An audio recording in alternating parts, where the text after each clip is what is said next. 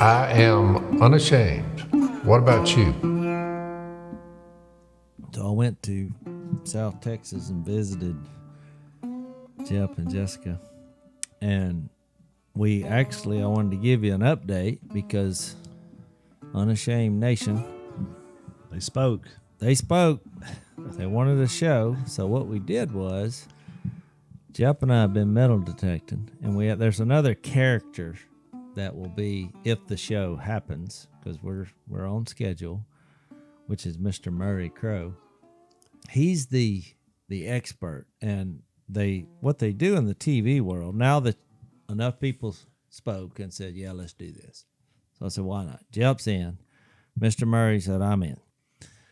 So you do what they call a sizzle, and then you try to, which is all that is an idea that you go show networks. Yeah, and they say, yeah, that's a good idea.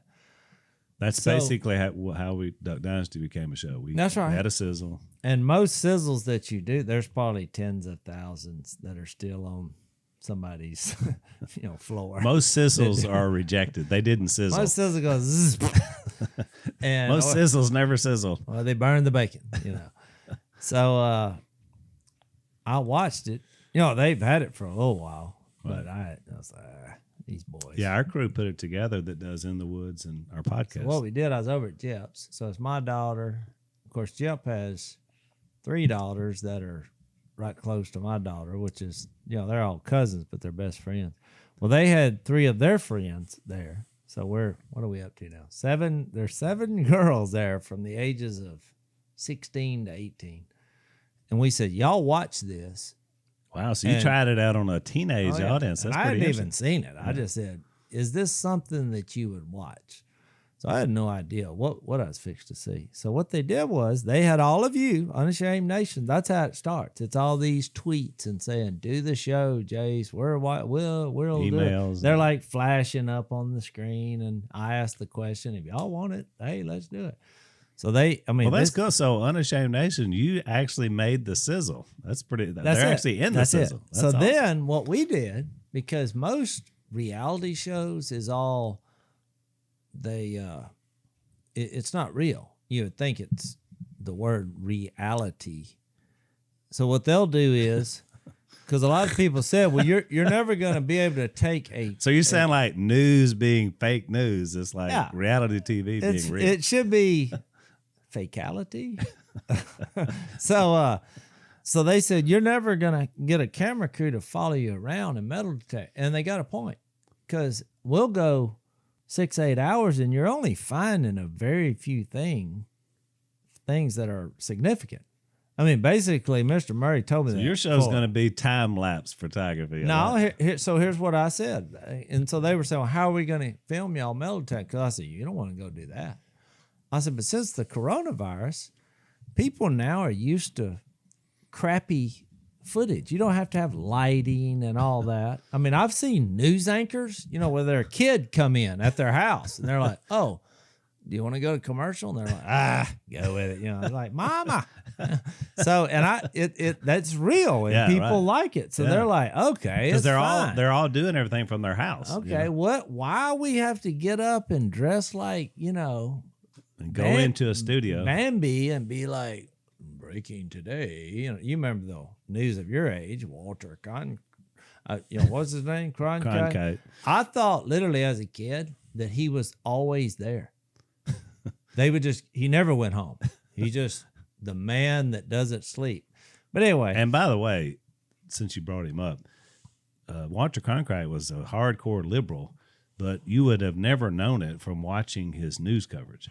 Well, they used to. So because he just reported the news. Well, he just reported the news. That's what they do. He reported the news, left out the lying. Yeah. And now in the current era, from rather on, then it's all of a sudden they're just giving you the. It's on both sides. Oh, I know. It's just everything is geared to inflame. Oh, the current crop actually makes rather look a little conservative. That's right. But anyway, like a news guy. My point is, I said, we'll just film it on our phones. Because I know when my detector goes off, most of the time, I'm like, ooh, this is going to be good. So we just filmed a little bit. using our phones, but you couldn't even tell it. You know, the way these editors put it all together there.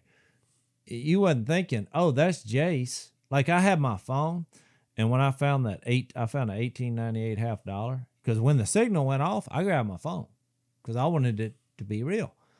Dug it up, sure enough, I didn't think it was a $half from $18.98. So when I got it, I held it up, and of course I got the phone back at me. And I mean, I'm not much of a cameraman, but I'm like, I was just looking, I was thinking, I thought, well, I need to say something. So I said, whoever lost this is dead. Well, guess what? That made it. They put that in there. So, which the girls, when I said it, they laughed. So you were director, cameraman, talent, and writer all in one scene. That's and so what you get a lot of credits on this and show. Your crew, to their credit, because a lot of stuff I found out at my old place, they got one of these, little planes, what they call drones. Drones. Yeah. So they did a couple flybys with that, So then all of a sudden it looks like we're in, Raiders of the Lost Ark here, and it was actually pretty good. Yeah. So it went off, and I said, would y'all watch it? So they all now. I said, look, you're not going to hurt her feelings. If you thought that was the worst thing ever, if this was... Sing out. The Love Boat or whatever. I love the Love Boat. The Love Boat. No, I didn't like that at all. But I like Fantasy Island. Jase is giving me a small briefing, and I'm learning as I'm listening to him on what the guy's been doing in his spare time. Now you thought the whole time he'd just been doing the stock market. He's had a whole nother life here. I didn't realize he's on the move. He's making TV. I don't know what that means, but so we got the show Sizzle out. They'll pitch it, and then I'll report back to you. Oh, but one thing I wanted to say. Now, because my daughter's going to go to Christian school down there with her cousins, and so I have a dual citizenship, I guess you would say. You will now be a part-time Texan. Yeah, part-time. I love Texas. Al, I call the reality show stint that I was a part of for about 5 years. I call that an era that I would never go back and do that again, ever. Well, look, Phil, Unashamed Nation spoke. And look, I wanted to let y'all know they did do something I thought was funny. They labeled the three characters. Me, I'm the hunter. And they got that right because they interviewed us, which is how I think a reality show should be. Well, they I always thought interviewed us. the interview bites on our show is what really brought it all together. Well, that's where they're getting their information because these people who in these production companies, they don't know what the heck we're about. So they say, well, how do they know where to go with the show? Well, they interview you. They ask you questions. Right. They're like, why do you do this? I said, because I like to hunt.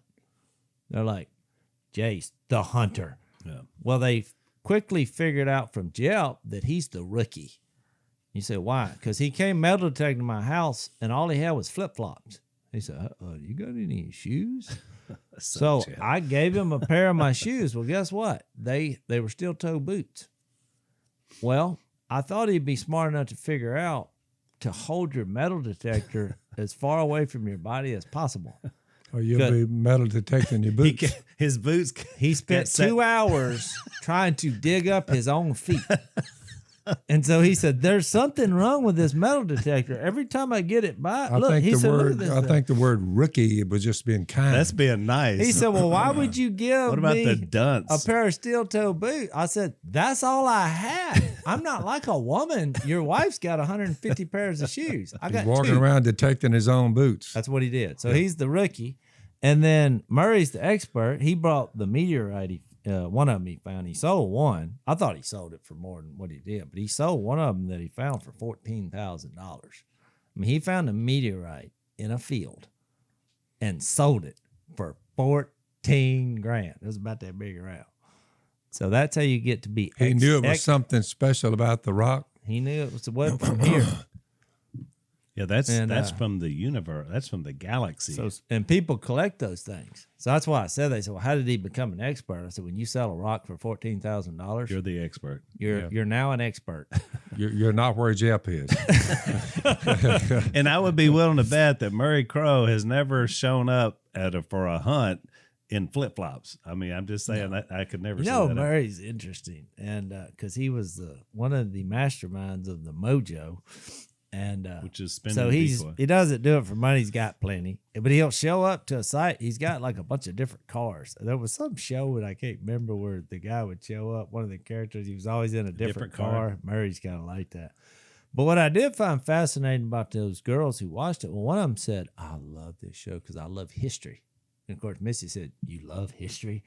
She's like, "Yeah, I love. It's my favorite subject." And so I thought, well, you don't have to be a metal detector to watch this. I mean, it was kind of funny. It was entertaining. But that's actually what you're doing is you find something, then you try to figure out what it is. Yeah. Like on this last trip. It's all around you, but it's buried. Which I always thought, that show, I watched a little bit, the one from Las Vegas, the pawn shop, those guys. Mm-hmm. I always thought the most interesting thing about that show, I mean, they were characters and all that, but was the history of all their items. Right. And they would go into those items, and I was fascinated. I mean, it drew me to their show. And right now, look, Jep and I, the reason I went down there, I mean, I did this event, and it was over at 10 o'clock. I got in to where at Jep's at like 2:30. Well, then we've been trying to get access to this church where I found this 1898 $50 was right on the line of this church property that was built in 1850 or something. And it had a sign that said historical site. It was a hospital during the Civil War. And I'm like, Jep, we need access to this place. So we've been trying for a couple months. They had a board meeting. Oh, boy. Oh, yeah. And so Jep sent me the day that I came down. He said, "Come on, we got the church." So I'm like, "Oh, buddy." So I go on 2 hours sleep. We drive. It was an hour away from Jep. Of course, the problem is you get in at 2:30 and then you're off at 5 a.m. 5, and I'm metal detected all day. That next night I slept now, but so we get there. Well, what they didn't tell us was through the years to make this look so pristine, they had brought in dirt and gravel. Well, they covered up all the treasure. So Jep found one old military button right out there close to where I found the $50. So it was kind of a bust, but then Jep and I went to another place he goes all the time. And so we're fine. And I found like 9 modern quarters, which, hey, $2.25.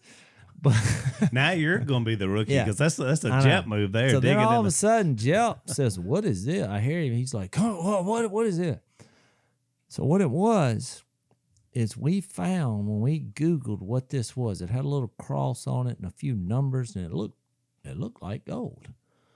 And it was said to come off of a 1715 shipwreck gold from Mexico.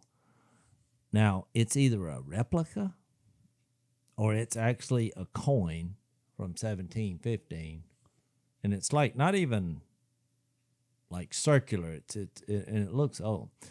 I think it's a replica because why would that be laying around in South Texas? It was pretty deep and it is worn. So if that turns out to be the real thing, there was a lot of interaction between the Texans and the Mexicans. That's right. Oh yeah. But having said all that, that would be an interesting story on the show. Right. And so that's why we do these. That's why, I think the potential's there. One is y'all are all comfortable because we've been on the show before to be entertaining, that part of it. But then the history of it, I think, would be amazing. If it turns out to be gold, you need to wait till dark and go back out there and go back to that spot. Trust me, if that's the real thing, I will spend the next month down there seeing if there's another one. I got the gold. That may lead to a bigger stash. Well, we saw what some of the people were charging for the real thing, and Jep is, Jessica's like, "I'm telling you, that's real." So we went over. So all of a sudden, Jessica got super excited about metal. We spent 2 hours with a magnifying glass and a full-scale Google search for this shipwreck gold. Ever since my cousins were driving along on the Red River, and they looked up on the bank of the river, and on Red River, you have one side, the deep side, we call it, and the other side, the sandbars. They were on the steep side. And through the years, that bank would be caving off in huge chunks because this room It's fall probably off. still happening today. And, oh, yeah. And where the river had caved off, they saw something jutting out about 10 or 12 feet below the ground level. A bunch of dirt gave way, and something was just sticking out about 6 feet at this object. And they pulled up there, and they turned the boat around and went back up there, and they said, that looks like a boat. That looks like a boat. Well, when they got close to it, they said, it is a boat. So they said, it's a pirogue, which is a small pointed boat on each end, about 10 feet long. Yeah, it's a Louisiana. So they were looking canoe. at the point of it, and they thought, and looking at a few feet of it, and they said, let's dig that out of there.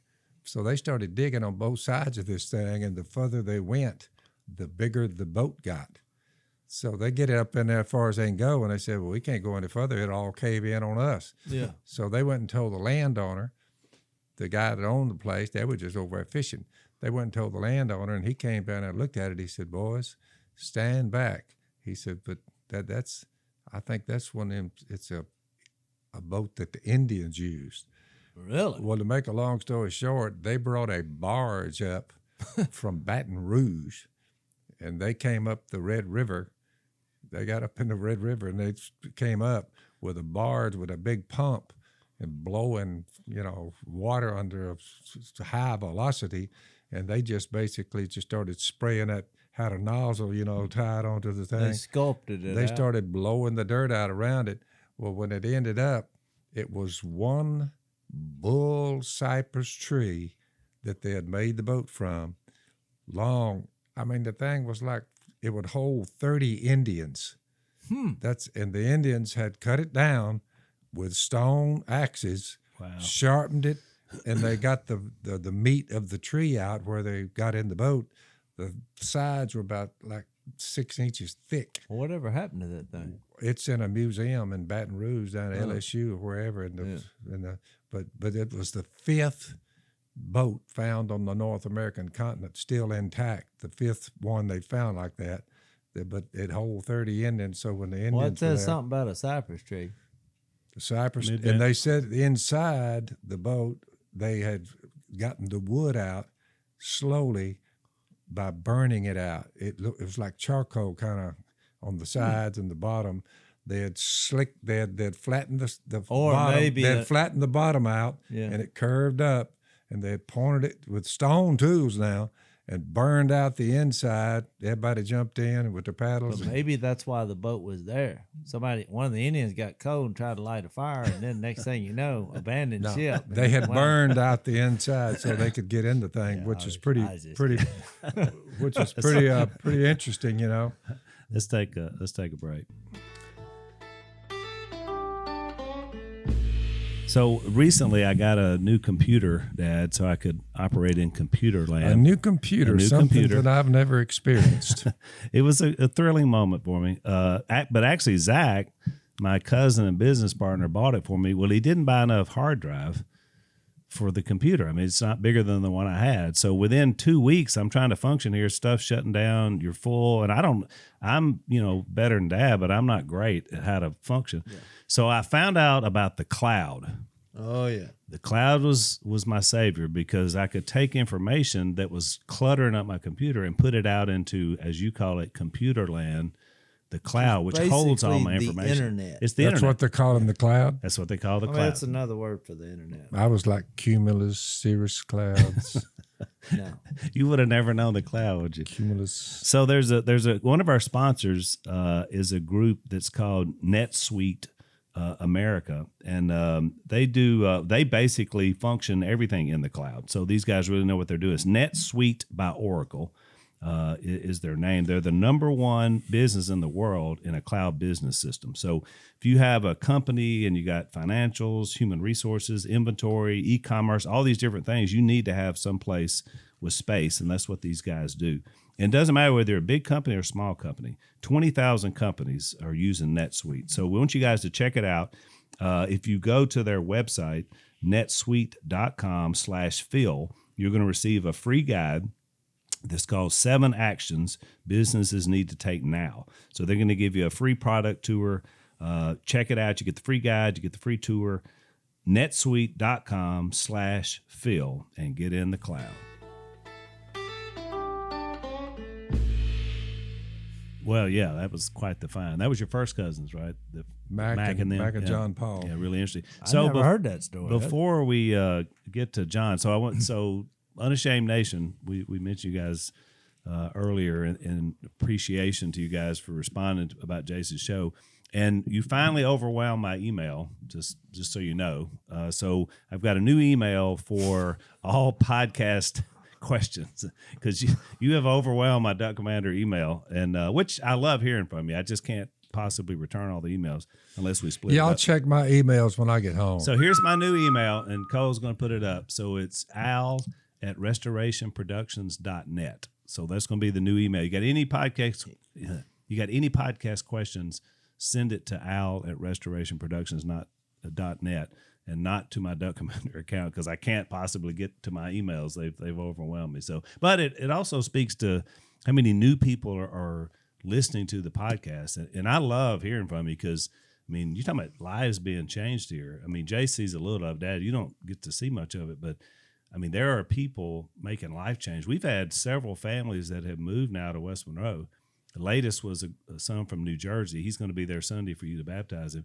I mean, they just said, you know what? Every week we baptize them. Yeah, and he's every week. I had multiple 10, 12, 15. I hadn't met him yet, but a guy at church sent me a text and said, these guys are like, they've been locked up there in New Jersey under this crazy governor, and they're just like, you know what? We're going to one of the free states, and we might as well go to Louisiana because that's where the Robertsons are. I mean, like literally, they're like, we're just packing it up and moving it out. So welcome aboard. I think we're going to see a lot more of that. So anyway, any emails, send them to that address. Y'all ready to get into John 11? Oh yeah. Yeah. So we left off last time with Dad giving us some of the phraseology of the idea of falling asleep and what that means kind of as that came forward. Because Jesus introduced the thought here in John 11 when he spoke about Lazarus, because he obviously knew what he was about to do. The disciples, nobody around him did. Well, it is good that he used the terminology, he's not dead, he's just asleep. Right. Well, he was speaking of his body. We're body, soul, and spirit. Our soul and our spirit depart from our body. When our body wears out, it dies. So you leave your body, you're alive, you're in good shape. I think you're conscious and you're with God. How could you not be conscious of the fact that you've made it? So whether we're at home in the body or away from it, we make it our goal to please the Lord. Well, if you're away from it, you're making, you want to make it every effort to please the Lord. That means you're alive. You just don't have your body, which that's not really that bad. Right. It's not the other side of the thing, the ones reserved for hell. Now they've got some problems. Well, go ahead, Dad. We've said before on other podcasts, and I realize we have new people, so sometimes we have to remind you that you have this weird moment. I think it's in Matthew 17. You have the transfiguration where Jesus does this thing with his body, and you have these two people there with him, which was Moses and Elijah.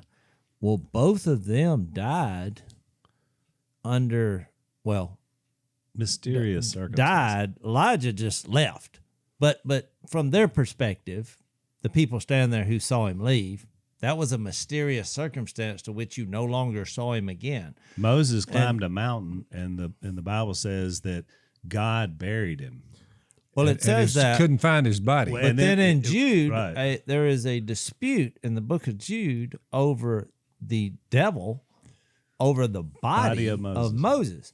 And so you say, well, why are you bringing all this up? It can't be a coincidence that you have this weird thing going on in Matthew 17 where radiated bodies in some kind of standing on top of a mountain, spiritual, and Peter's like talking out the side of his mouth. Like, well, it's good for us to be here. Should we make a shelter? Yeah, let's build 3 shelters. Because he's like, nobody will understand. I can't believe what I'm seeing. Maybe we should buy a shelter. And you got two people supposedly who died thousands of years earlier. Jesus is standing there talking to And they're them. all three having a conversation. And they're all glowing. Yeah. Well, then you have this, but they're in instant- bodies. You have this, They're in bodies. You have this instant where, was it Saul maybe? They summon Samuel from the dead. I may be getting these names wrong. No, you're right. And they had some. He is a witch of Endor. Yeah. Is her name. Now you can look in your biblical encyclopedia and you'll see it. But when Samuel came back, he basically was aware, to your point, when he came back in whatever manner you want to give him. I don't know if it was his ghost, but he was His spirit. He knew what was going on with life's events, and he also said, "You shouldn't have done this, because you and your children, for a couple generations, they're doomed. Don't do this." And so I just thought it was fascinating that if you put all that together, and you put in the fact to where Jesus said, when they asked him about marriage and the resurrection, I think that's is that Luke 20, Al? Yep. By the way, it's 1 Samuel 28. Is if you want to go back and read the story. 1 Samuel 28 is an interesting story. It's a really interesting story. And then you have this Luke 20, because you say, why are you setting all this up about the falling asleep and dead people? Because I think most people should be at least concerned about what's going to happen the moment that you die. They should be very concerned. And this is great news. Because right now, all we got are lights and a tunnel. No, it's not. It's not Luke 20. Where is that at? Yeah, it is. Yeah, it is. Yes, sir. Well, that's one. I Toward think the I end. was thinking the parallel version of it, but this is fine. Yeah, it says, they came up with this situation about what if this woman is married multiple times, because in Jewish tradition, the brother of the wife's Has to take her husband, he would take over. And so it's like, what if what if 7 of them, she was married 7 times? I think it's a fair question, because people think that, well, Whose wife would she be? and what age will I be? All these questions that come up. Will we all be like little kids, and whose wife? So all these questions come up. Now then at the resurrection, this is 33, Luke 20, 33. Whose wife will she be, since the 7 were married to her? Jesus replied, the people of this age marry and are given in marriage. Those who are considered worthy of taking part in that age and the resurrection from the dead will neither marry nor be given in marriage. So it was, first Gotta of all, remember, it's different. These people that Jesus is talking to didn't believe in the resurrection. Yeah. They didn't believe in it. But I like this next verse, 36. And they can no longer die, for they're like the angels, I think, in that capacity. They are God's children, since they are children of the resurrection. And then he goes into this. He said, but in the account of the bush, even Moses shows that the dead rise, for he calls the Lord the God of Abraham, the God of Isaac, the God of Jacob. That's why I brought up past people that came back. Hang on, Jase. Let's take a quick break. So the tricky thing about home security companies is that most of them have high prices, tricky contracts, lousy customer support. That's kind of been the thing for years. But we got our group, Simply Safe, who is very simple. They send stuff straight to your house. You don't have to have a technician to put it up. And in the current era of what's been going on in our country, you need some cameras to protect your home. There's no doubt about it. So we want you to check these guys out. There's no pushy sales, no hidden fees. Basically, it's $15 a month, and then you get your stuff and you get to put it up. So simplysafe.com/unashamed. You get free shipping. You get 60-day risk-free trial. So it's a no-brainer. You get to try it out. Make sure that it's something that that can work for you. simplysafe.com/unashamed. They're going to send your stuff. Check them out. It's going to be able to keep your home safe. I don't mind it being filmed, that the dogs are chewing at your legs when you're coming in the back window. All my guard dogs are on you. And then the camera will show me repeatedly shoot you. I mean, I don't mind Then it. you could have a, Yeah. That's what it'd be, a bunch of dogs first. I was going to say have a laugh about it till you dropped in this. And I Shooting shoot you. them to death. And I thought, Well, okay, maybe I won't.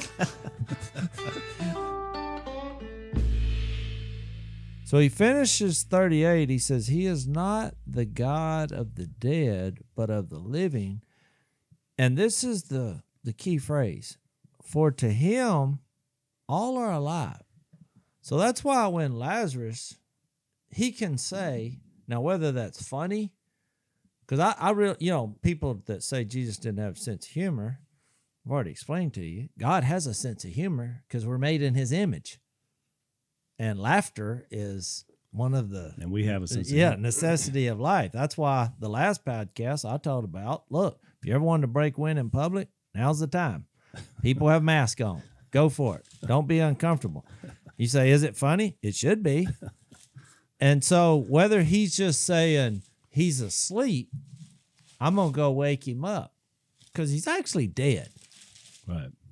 But to him, all are alive. Right. That's why a lot of people who blame God for when something tragic happens, well, to a being to where all are alive, it's just tragic to you. It's not over. That's right. So why are you getting so upset and mad at God? Because to him, all are alive. It's not over. It's over when he says it's over. By the way, the ones who turned against the Lord and God, and they said, let us break their chains, just throw it in there, and it will be short. The one enthroned in heaven, God, when he's looking down on people scoffing at him and rejected him, he laughs. That's good. The one enthroned in heaven laughs. The Lord scoffs at him. So yeah, I'm glad you found it. Look, nothing makes me more it just upset. came to my mind, but God does have a laugh, and one of the things he laughs at are when people shake their fists and say, "You ain't there, and you can't raise me from the dead, and you can't do this. I don't believe in this God stuff." The atheist, he's laughing at him. But nothing makes me more upset. Y'all been in them. I've spoken at them. Where you go into a church building, God doesn't live in buildings, right? And you go in there, and it's like a funeral. It's not a funeral. I mean, nobody would dare laugh, I mean, it's just because it's somehow they read the verse where you do everything indecently and in order, whatever that. Indecency and order. Jase, have you ever spoken to groups where you couldn't get a laugh out of them? Yeah. Who's that old comedian, that old guy? Boy, that's a tough crowd. Rodney Dangerfield. Old Rodney Dangerfield. He used to say, tough crowd. Tough crowd. Well, I've gone to events before because you got to remember, I'll say something that everybody laughs at, so I go over here and make a notation. Funny. I didn't know it was funny, and so you do it again at the next event. They all laugh. You go to the next, they all laugh. Then you go to one, nothing. Now you're like, you know what? It's not me. Because that was funny. I got 3 out of 4 that laughed. Yeah, I was just at 3 other places, and they thought that was the funniest thing they've ever heard, and none of you cracked a smile. You people need to repent. You're too uptight. I spoke at a group one time in northern Florida, and there's a lot of rednecks in northern Florida. A lot of rednecks. So I preached the gospel to them, and no one at any time uttered any sound, and no one at any time even moved. They just sit there. Well, I went back in there after it was over. I walked by and I went back in the back to get me a cup of coffee, and there was a woman making coffee there. She said, "Mr. Robertson, I want to apologize for the men of North Florida up here." She said, "But just remember this, if you had been Jesus himself, you would have received the same response." So she thought you should have got a little more. She said, even Jesus, they'd have never buzzed. I've thought some of these people, if they make it, they get up in heaven, they see Jesus, it's a grand, everybody's celebrating. I'm like, are you gonna celebrate then? Yeah. But by the way, Jase, clear up the part about the last statement. For to him, all are alive. When he's speaking of people who say, well, they're passed on, we lost him, he's passed away, he's gone, and they cry. But children of the resurrection. Matter cannot be created or destroyed unless you're God. He is life. And so here you are. He knows how many hairs are on your head. And you're like, well, I'm dead. It's over. No, it's not over. Not over at all. You're going to have a meeting. It's actually, with your in maker. God's eyes, it's a beginning, not an end. Yeah. And remember, he loves everybody. Remember 2 Peter. He loves everybody and wants all to come to repentance. So, it's hard from our perspective. We see people who are enemies of God, and we see them as like, oh, man, these people are terrible.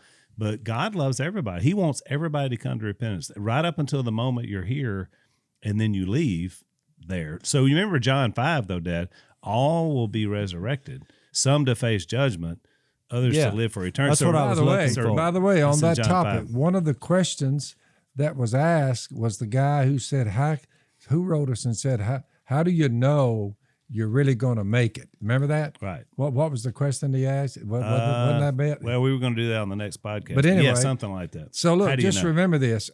When I read that 2 Corinthians 5 a while ago, the last thing that said that, so we make it our goal to please him, whether we're at home in the body or away from it, whether your body's in the cemetery and your soul and your spirit there with God.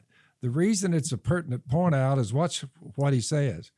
For we must all appear before the judgment seat of Christ, that each one may receive what is due him for the things done while in the body, whether good or bad. Yeah. The point is, when you're away from God, your soul and spirit, and your body's in the cemetery.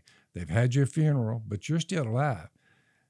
But the good news is, if you're with Jesus, because of the way you operated on planet Earth, the good news is you've made it. That's right. Your body's in the cemetery, but you're aware that you have made it. Which is why we always say that once people leave here, it makes you be very careful. We always say people that leave here as believers wouldn't want to come back, and that's true because they know what they know now. That's right. Let's take another break. So I don't know. We've been doing podcasts about falling asleep. Maybe we talk a lot about sleep with a lot of our sponsors. Jase, we got mattresses, we got couches, and one of our one that's been around for a while is Boll and Branch, which makes great sheets. They just sent me a set recently, and we had already used them before. Could you tell a difference? Oh my goodness! We talked about the resurrection and going to sleep and all these sleeping entities. Get me a couple of them sheets, Al. All right, I will get you some Boll and Branch. I tell you, it's like the underwear I was telling you about. It's life changing. So Boll and Branch is a family owned business, which we love that because that's how we started out. And it's a great blessing for us to have companies like this that are part of what we're trying to do here on Unashamed. So here's what you do. You can try them for a month risk-free, which is another great thing. So in other words, if you don't love them, you can send them back, but you will, trust me. So you go to Boll, B-O-L-L, and branch.com, bollandbranch.com. You enter the promo code Robertson, you get $50 off your set of sheets. So that's a great deal. Check them out, bollandbranch.com, promo code Robertson.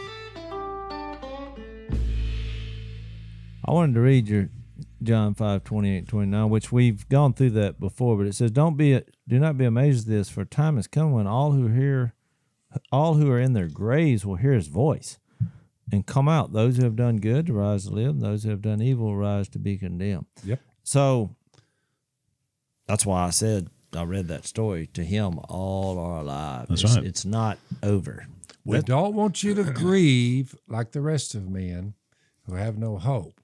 We don't want you to be ignorant about those who fall asleep, or to grieve like the rest of men. That's who have from no 1 Thessalonians 4. 4:11, Right. and 4:13, Right. And then it says, we believe Jesus died and rose again. Right. So we believe that God will bring with Jesus those who have fallen asleep in him. Well, the only thing they could be bringing, if your body's in the cemetery, is your soul, your spirit. Right. And as it turns out, you're reunited with a resurrected body that will live. Well, immortality has just taken place. Right. And that's the hope, and that's the promise, and that's the guarantee. So I'm looking at it like, well, you're 74, you don't have many years to live. I'm like, oh, I'm just fixing to begin to live on the other side. Right. On the other side. So it's a comforting thing, Al. Yeah, and then of course back to John 11, which Jase read this last time. We'll reread it again in the context of what we've been talking about today. When Martha, she comes to him, and so she's responding like a sister would who just lost her brother. And you got to think about it. So from their perspective, when she and Mary are there, and Lazarus is getting near death, and they're waiting on Jesus to show up because they know he can heal him. He's been healing people, for a pretty good while now. Think about how they're feeling about this, because they're like, will he hurry up and get here? Within 2 days he dies. That's the groaning part. Exactly. So she said her first thing in verse 21, she says, Lord, if you had been here, my brother would not have died.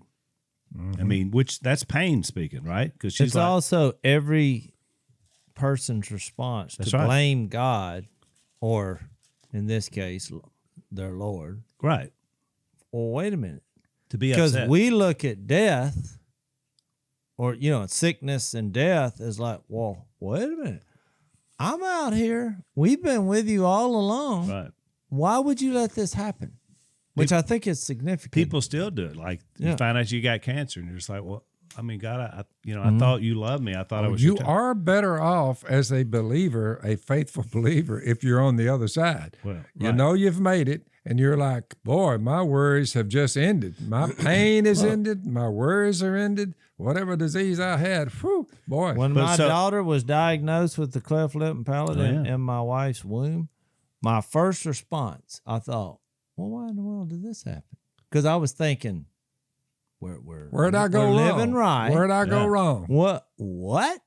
And I think a lot of that's coming from our pulpits, and so people, they're setting the tone for if you do everything right, quote quote, everything you'll be blessed. Well, it's because, Jase, 2,000 years later, people still believe what the disciples did in John 9, when it's like, well, who messed up that this happened? What you saw on at the Transfiguration, and what Jase talked about, where Jesus and Elijah and Moses are standing there in bodies on top of a mountain, just talking it over. You say, just have a little combo. Say the reason I believe God put that in the Bible is so that you could look at that and say, it was just Jesus saying, this is where you end up. Right.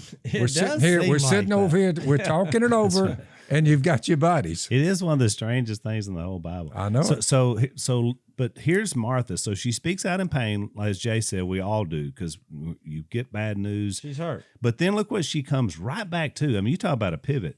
But I know that even now, God will give you whatever you ask. So she concluded, even though I'm upset that you allow this to happen. That's exactly right. Where do we go from here? So then Jesus says, your brother will rise again. So look where she immediately goes to in verse 24. Martha says, I know he will rise again in the resurrection at the last day. But I found that fascinating because they didn't really, Jesus hadn't been raised yet. So she's already, from being around him, right. She has a concept. She has concluded. And remember, some of the Pharisees but they were running with the disciples, and when Jesus repeatedly said, I'm going up to Jerusalem, I'm going to die. Well, we just read it in John 5. But Phil, but if that was true, then how come they all abandoned him when he actually died? Because they had second thoughts. Because they still couldn't quite believe it. That's right. But I think she got... Now, after the resurrection, they all believed it. That's right. But Jase, if somebody tells you, he said, guys, look, I'm fixing to go up here to Jerusalem. I'm going to die. Yeah. I'm going over to Shreveport. And look, they're going to kill me. Yeah. And then, but don't worry. They're going to bring in law enforcement and all these crooked politicians. They're going to kill me and they're going to bury me. But in 3 days, I'll rise from the dead. If I told y'all that, you would say, Dad's going off his rocker. Yeah. He's nuts. That's what they said. Well, they thought they knew Jesus, but when they heard that even Peter jumped up there one time and said, wait a minute, that's never going to happen. You'll never do like that. He's going to defend him. Yeah. Well, like Thomas here. Well, let's go and die. Let's all go die. Then. It shows you, Jase, the man who didn't even believe it was Jesus. That I'm not going to say it's not possible because we all believe in the resurrection. And guess what? They think we're just as crazy. Well, I know it. But just think about the human race, Al. That's one step too far. They just can't quite say. The resurrection is the litmus test. Because to them, every time they saw something die, they stayed dead. But in this case, he said, I'm going to die in 3 days. But he said it matter-of-factly, and he said it over and over and over. Well, when it all ended, Matthew, Mark, Luke, and John, they tell the story. He did die. Right. He was buried. He was resurrected. But Al, he'd been saying that over and over from the beginning. In his defense, he'd been saying things. Let's take one last break. When I was in South Texas the other day, Jep took me to play golf after the metal detecting. And, I've said many times, it's not sinful to me to drink, but, drunkenness is out. Unless I'm at a place where everybody's drinking. And then I don't, just because I want to fall in line with I want to set the tone, And so they had, in the middle of this golf course, they just had an open bar. You just go up there and, it's a pretty swanky deal. We went through a couple gates to even get back here. Love the course, all that. But this guy, he's tattoos all over him. Not that means anything. But he was the bartender, and he's like, what can I get you? I was like, give me some water. And he's like, no, man, look at you. He was looking at just the way I look. He's like, I know you're getting crazy. I said, no. You're the nutcase. Yeah, he was reading your book, Jase, and he's like, I tell you By what. the way, I baptized night before last. I baptized a dude, and he was a drummer in a rock and roll band. We converted one of the band members 2 years ago, and the band member that was converted started sharing Jesus with the drummer. Yep. And the drummer, when they called me up, they said, "We're on our way down there. Can you baptize this dude?" I said, "Oh yeah, bring him on." I had a big jambalaya fix for others that day, but I said, "Get in there on that jambalaya, boys." They were from Michigan or somewhere up north, I don't know. But anyway, the drummer, he looked exactly like what you would think a rock and roll drunker's head. So there was 2 or 3 of them that said, "I don't know, I don't know, rock and roll band." I'm like, "For God so loved the world, he sent his only begotten son, that whoever believes in him," I said, "even the rock and rollers, even the drummers." Yeah. So I baptized him in the river, and the great news was he cried. Yeah. Well, this guy, Phil, awesome. He said it was a good baptism. He said, "No, seriously," and I went, "No, seriously," and I used my famous line. I said, "No, man, I'm high on Jesus." And look, he looked up at me. Everything stopped then. I said, "The resurrection." And look, his eyes started going like back and forth. It just like did it like five or 6 times. You were watching a pinball machine, right? He's trying to process. His eyes were like, well, this dude is crazy. So got back in the car with everybody kind of got tickled. But the guys I was playing with, of course, everybody but Jep, they was using 4-letter words. Oh, yeah. But I noticed after that, instead of like saying the F word, they just said F word. Yeah. The guy went, F word that. And I was like, okay, so they were self-censoring. Yeah, they were me and Jep got so tickled about it. He said, I've never heard that before. He said and he kept doing it. I've had a person visit the old duck call shop in the old day, and they're using filthy language until I brought up Jesus, and I never heard another one, not a one. It just stopped. Well, we heard them, but we never heard the word. It was just like effing. Yeah, he would say that, and I thought, well, it's something. It's a step in the right direction. But Jep said, "Isn't it weird how they think you're offended?" I mean, look, I'm like, if somebody's not in Jesus, or even if they are, they have a it doesn't surprise you. They're going at 50 years old. You know what? That's not influencing me. I've never used that line. I'm not going to go out and cuss my wife because I heard the guy say it. It ain't going to happen. Maybe when I was younger, but just a few words, whatever. But Jep said it's weird how the subconscious, they heard that weird encounter with the bartender, and then everybody thought, "Oh, we got to clean up our language." We at least got to sanitize it a little bit. What is that? And somebody said resurrection. One statement, the resurrection, crazy, and then it affected everything around you. So I do want to say that just from a practical thing, that's where you want to have those conversations. out there in the world, when you're not having some theological debate in a church building trying to figure this out. You want to affect somebody's life, you bring it up where it's more difficult in real life, because everybody deep down, well, they know I'm going to die one day. Yep. It makes them nervous. And if you don't believe it does, why were they acting like that? That's right. Yep.